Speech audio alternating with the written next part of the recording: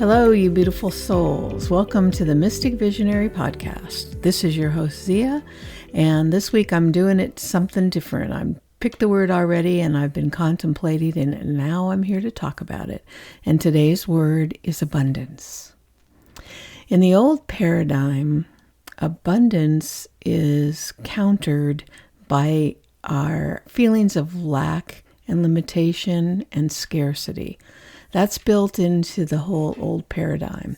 The idea that there's limited resources, the idea that abundance is for other people and not for me, or that in order to have more and to have the things you really want, you have to have a lot of money, or you have to sacrifice, or you have to work really hard. It's kind of like a hamster wheel. And abundance is something that everyone strives for.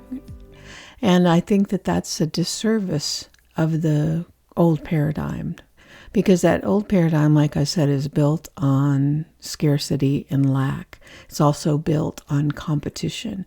It's like if you want it, you have got to go get it, because if someone gets it before you, there won't be any left for you.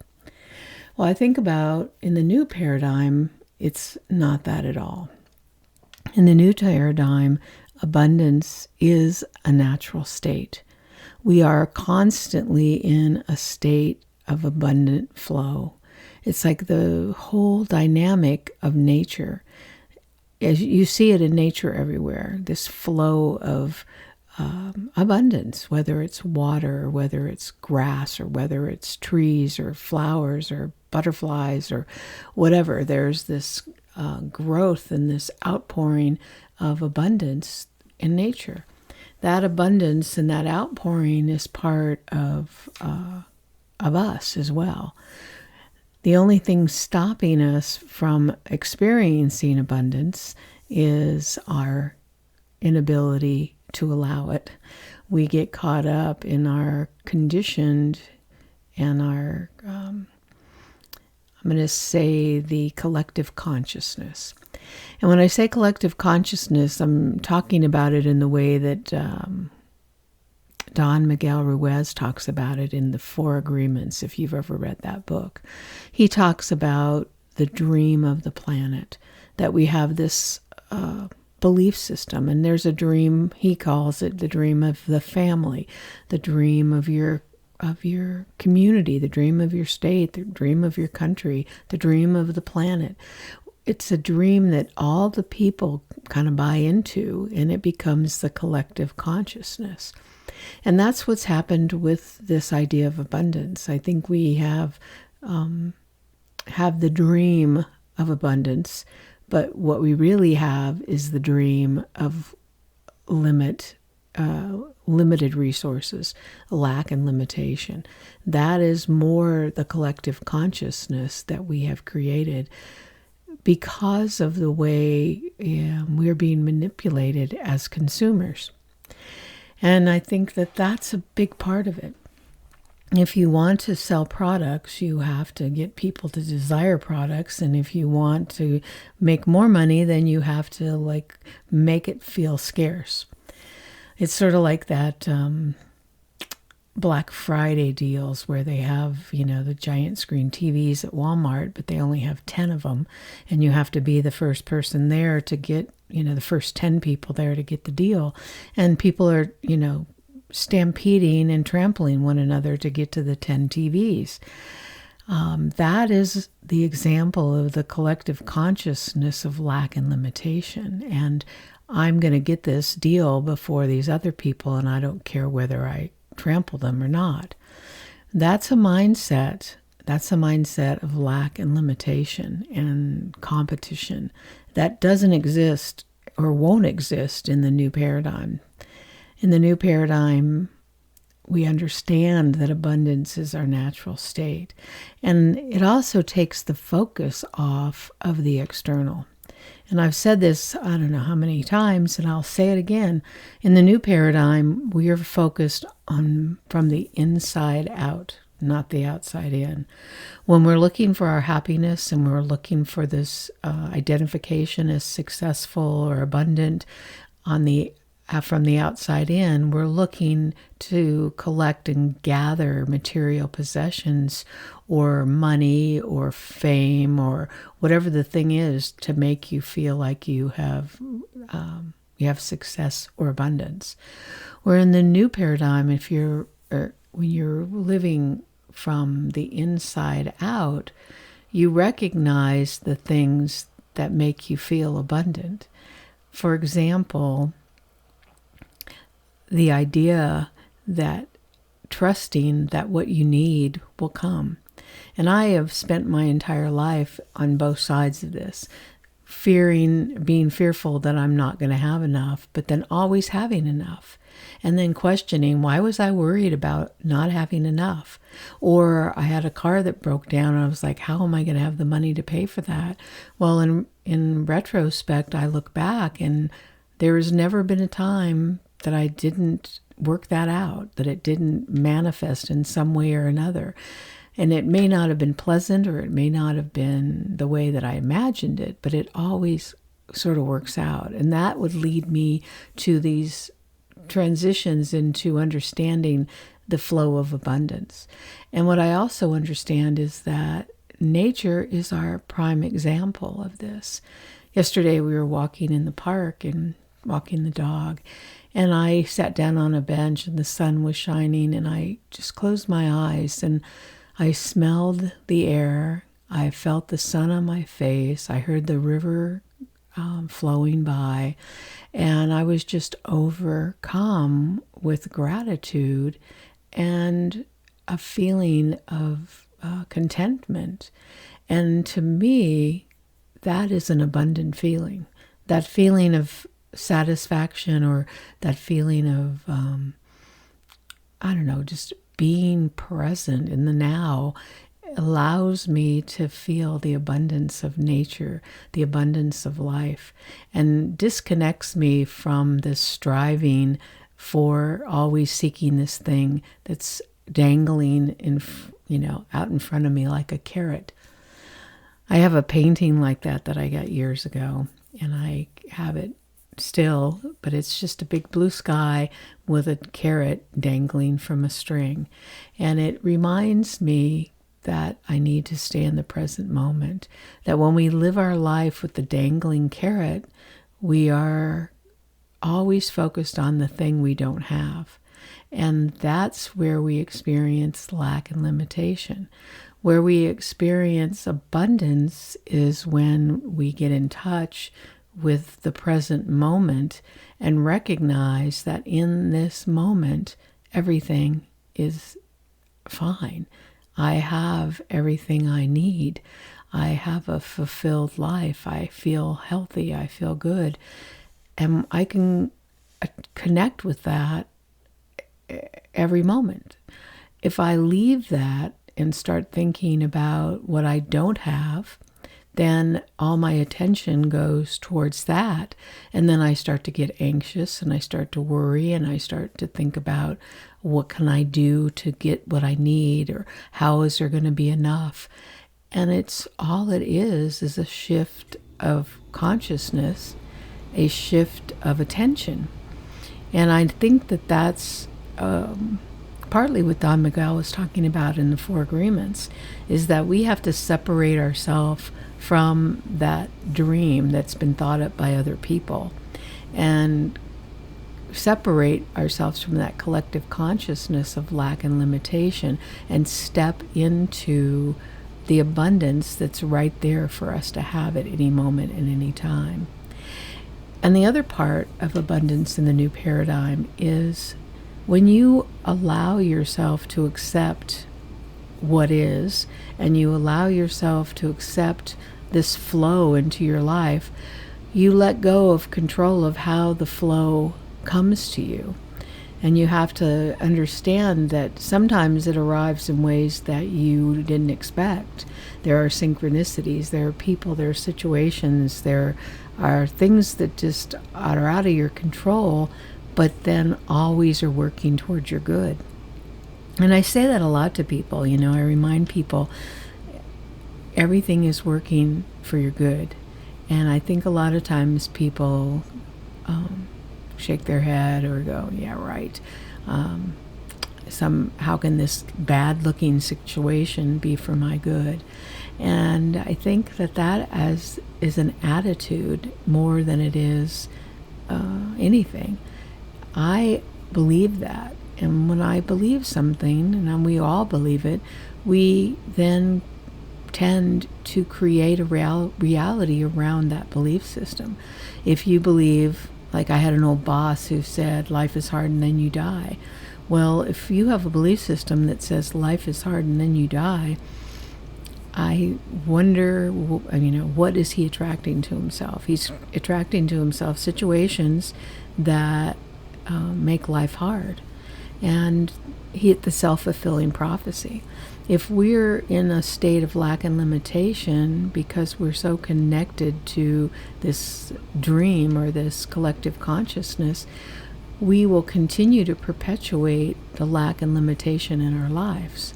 But when you can separate from that collective consciousness and attach to this new idea, this new paradigm of good will prevail and everything is working for your good, that even the things that don't look good, you can see through that and understand that there's a lesson or a purpose for that, because it's on your path to good and abundance and the flow of abundance.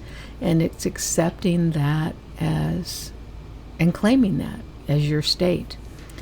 I think that is the hardest part of abundance, is owning abundance, is recognizing it in a different way than you have imagined it in the past.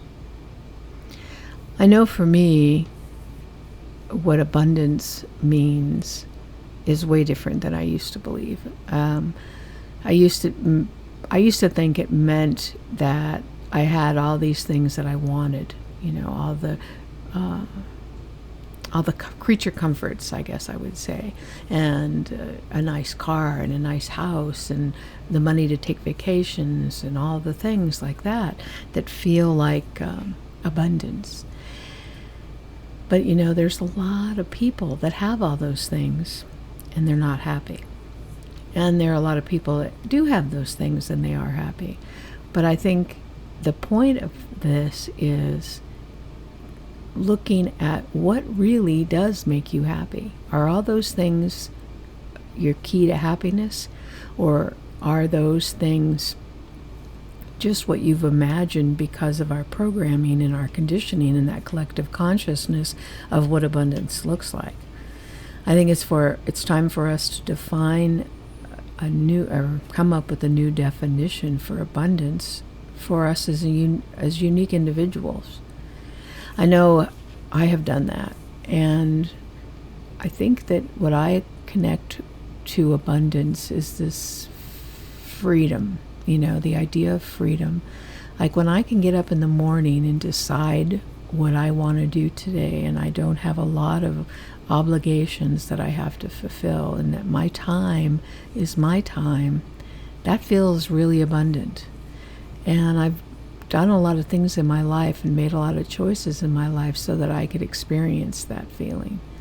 And I also know that having that unlimited freedom allows me to do things and experience things that I wouldn't be able to if I would say things to myself like, oh, I don't have the time to do that. I can't afford to do that. I should be doing this, or I should be focused on that. Those are the things that got me trapped and kept me from experiencing life to the fullest.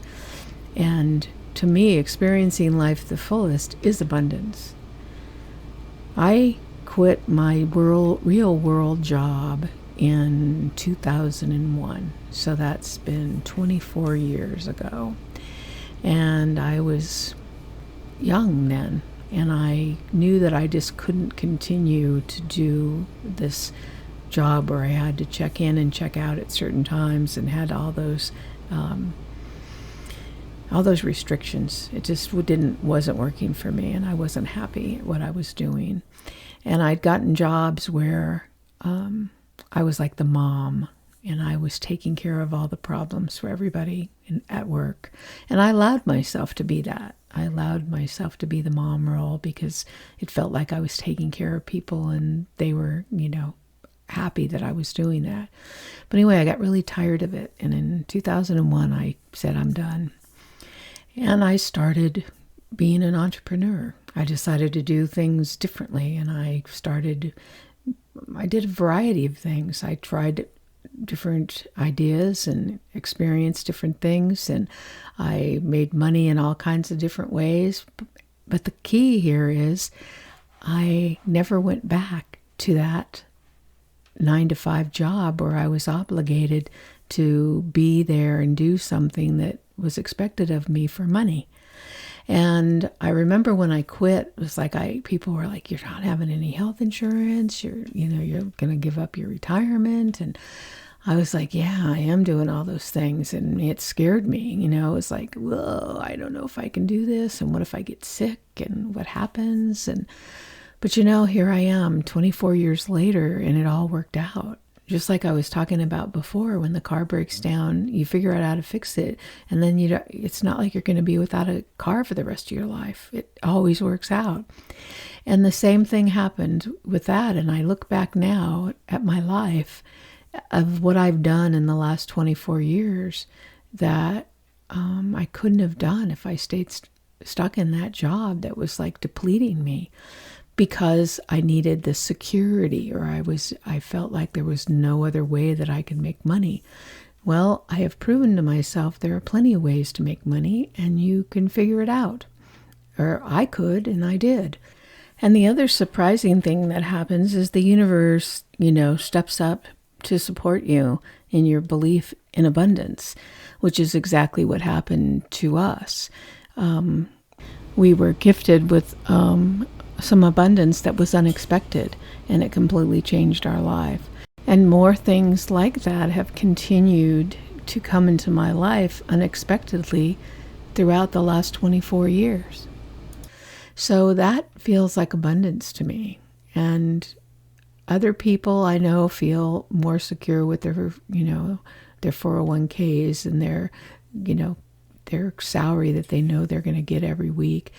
That's okay if that's what you choose to have. But when we're really looking what abundance means in the new paradigm, it's like you let go of this 3D world of scarcity and lack and limitation and competition, and you open yourself up to this universal flow, this quantum field of unlimited potential and possibilities, where this energy force, this bigger, huge force of energy, is looking to support you and to enable you to fulfill your dreams. It's like it's part of the system. It's allowing and owning and stepping into that belief system that the universe has got your back. And that's something I totally believe. It's like I know that the universe has my back and things will always work out. And they do. And that is learning to open up and accept what abundance means. And it's this flow.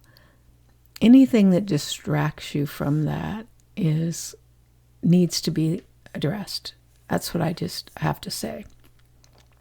When you see or feel yourself going into that feeling of I don't have enough, lack, limitation, fear, those are things that are depleting you and taking you away from your source and your supply. There's a song by Karen Drucker who talks about God is my source, God is my power, God gives me everything I need. And I believe that. You don't have to say God, you can say universe, you can say source, whatever. It's there, it's available. What stops us from connecting with that is all the conditioning and all the fear that we have. And it's letting go of that and stepping back and trusting. And when you do that, you come into the present moment again. And when you're in the present moment, anything is possible, everything is possible, and everything is usually perfectly good just as it is.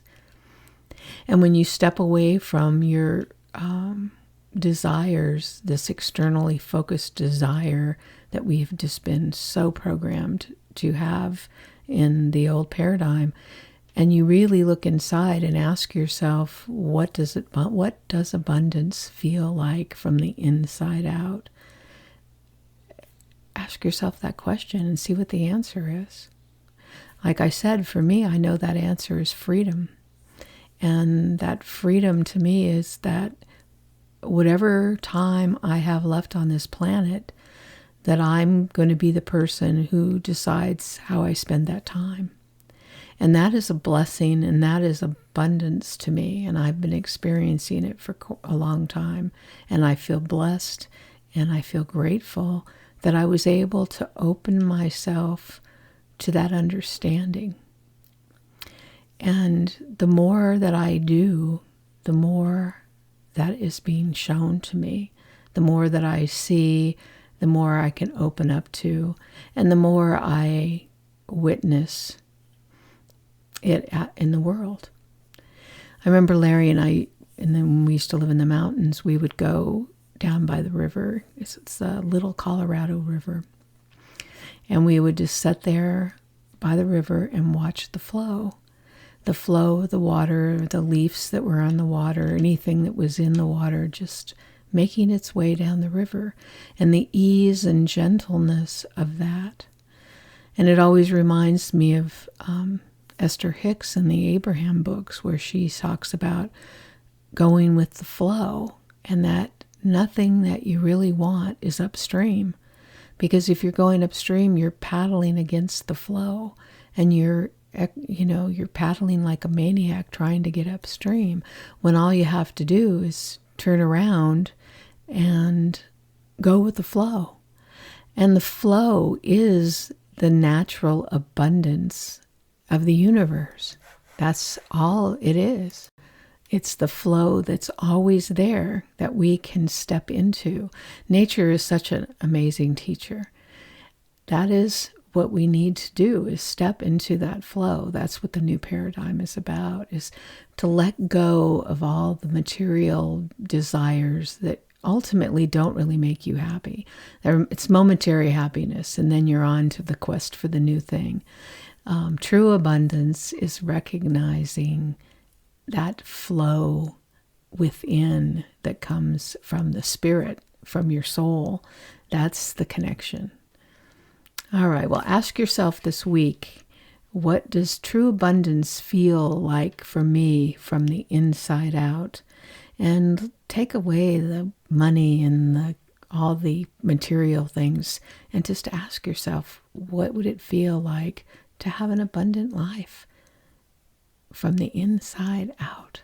I would encourage you to even journal about it. Just ask yourself the question and then write about it and just see what comes up for you. Okay, well, that's about abundance in the new paradigm. Thanks for listening, and I will be back next week. If you want to find out more about the 5 guiding principles of the new paradigm, you can check out the links below, and you can listen to my audiobook for free. It's on YouTube, and it's linked below also. You can also go to my website and see all the things that I'm doing at gottacreate.com.